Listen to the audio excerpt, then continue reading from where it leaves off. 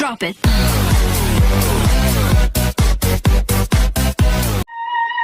Analisis cerita rakyat asal-usul Reog Ponorogo oleh Dr. Andes Parmono. Apakah pengertian cerita rakyat? Cerita rakyat adalah cerita yang tumbuh di suatu masyarakat dan tumbuh berkembang dalam masyarakat tersebut. Cerita rakyat juga sering disebut sebagai cerita warisan nenek moyang. Ciri-ciri cerita rakyat disampaikan turun-temurun atau berkembang dari mulut ke mulut.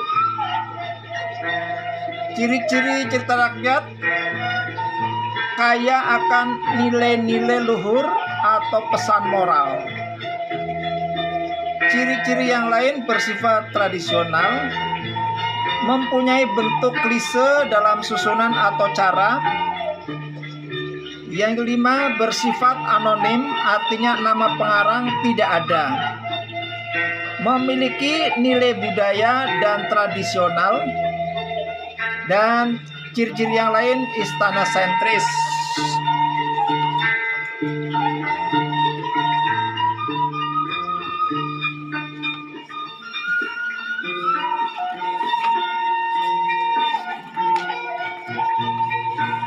Unsur pembangun cerita rakyat, hikayat.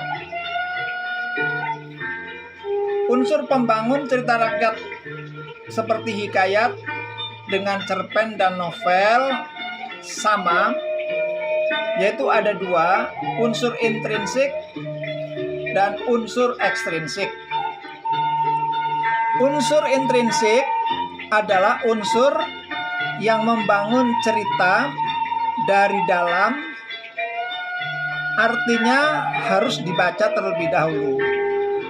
Unsur-unsur intrinsik cerita rakyat yaitu tema, alur, latar, tokoh dan penokohan, sudut pandang, amanat, dan gaya bahasa.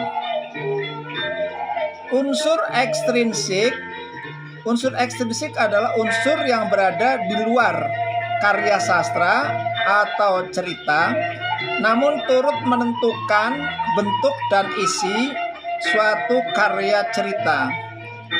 Unsur-unsur ekstrinsik cerita rakyat yaitu agama, politik, moral, aliran, pengarang, psikologi, sejarah, sosial, budaya. Contoh teks hikayat seperti hikayat si miskin, hikayat Malin Dewa, hikayat Indra Bangsawan, hikayat Hang Tuah, hikayat Pandawa Jaya, hikayat 1001 Malam. Unsur intrinsik alur adalah jalan cerita, rangkaian peristiwa yang membentuk cerita dengan dasar hubungan sebab akibat. Bisa alur maju, alur mundur, atau alur gabungan. Tema adalah pokok pikiran yang dipakai sebagai dasar pengarang. Pokok pikiran pengarang dan ide pokok permasalahan.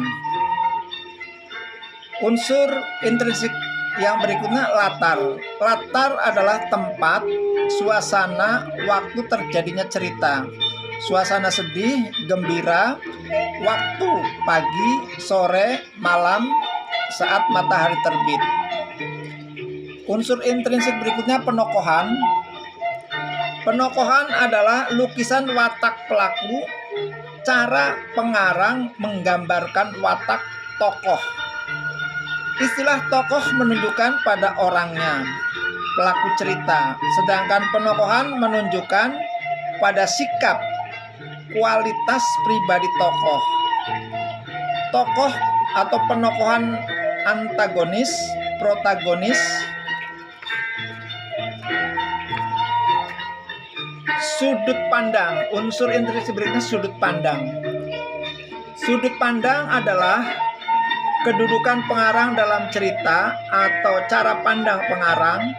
Setiap pengarang memiliki sudut pandang penceritaan yang berbeda, meliputi sudut pandang orang pertama, di dalamnya ada kata aku dan saya.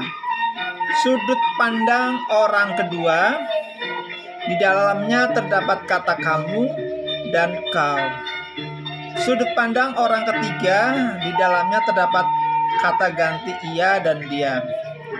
Unsur intrinsik berikutnya amanat. Amanat adalah pesan yang ingin disampaikan oleh pengarang lewat cerita. Itulah unsur intrinsik di dalam cerita rakyat. Nah, sekarang contoh asal-usul ya. Kita ambilkan asal-usul Reog Ponorogo. Dahulu kala ada seorang raja bernama Raja Kelana Sewandana. Dia adalah seorang raja muda yang gagah berani, tampan dan kaya raya. Karena kelebihannya itulah Kelana Sewandana menjadi sombong dan suka membanggakan diri. Sebagai murid Begawan Tapawalu, Kelana Sewandana dan Bujang Ganong berhubungan erat sekali. Pada suatu malam, Kelana Sewandana bermimpi bertemu seorang putri cantik bernama Senggalangit, berasal dari Daha. Prabu Kelana Sewandana dirundung resah, selalu ingin bertemu. Putri Senggalangit selalu membayang-bayang dalam angannya.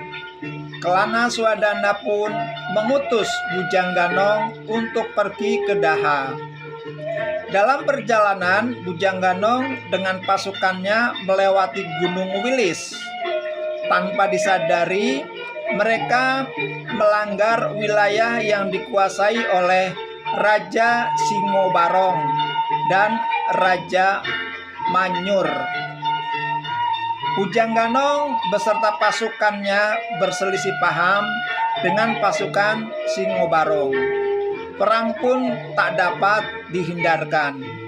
Pasukan lawan terlalu besar dan kuat sehingga Bujang Ganong melapor kepada Raja Kelana Sewandana.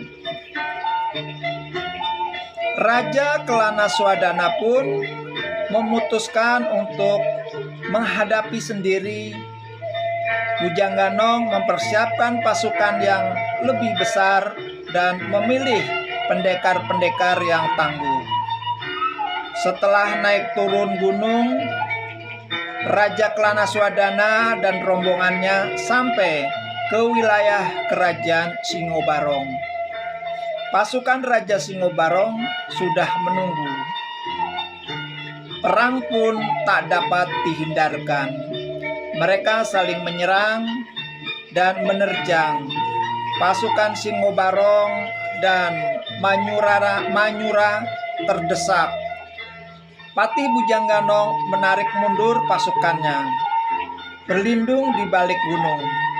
Pasukan Singobarong dan Manyura tak kelihatan lagi mengejar mereka. Raja Kelana Sewandana bersemedi dengan hikmatnya. Begawan Tapawalu pun muncul dan memberi Raja Kelana Sewandana sebuah nasihat. Titik lemah Singobarong dan Manyura berada pada perasaan hatinya. Karena itu, tariklah perhatian Singobarong, Manyura dengan bunyi gamelan, dan juga harus mencari seorang pantul yang bisa menggoda dengan menari-nari di depan mereka. Pentul itu harus bertopeng hitam dan menggambarkan muka yang buruk. Setelah memberikan pesan, Begawan Tapawalu menghilang. Kelana Swadana segera menghampiri Bujangganong. Bujangganong memberikan perintah kepada anak buahnya untuk mencari gamelan seperti gong, bende, reog, atau semacam gendang, trompet, dan calung. Mendengar suara tabuan, Raja Singobarong dan Manyura melihatnya. Raja Manyura tergoda oleh kekenesan pentul itu. Ia pun segera berjoget dan mengangguk-angguk kepalanya. Akhirnya Raja Singobarong pun menyerah dan meminta Raja Kelana Swadana untuk membunuhnya.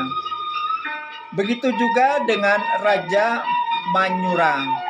Akan tetapi Raja Kelana Swadana tidak membunuh mereka, melainkan meminta mereka untuk menjadi perintis perjalanan Raja Kelana Swadana untuk meminang Dewi Sanggalangit.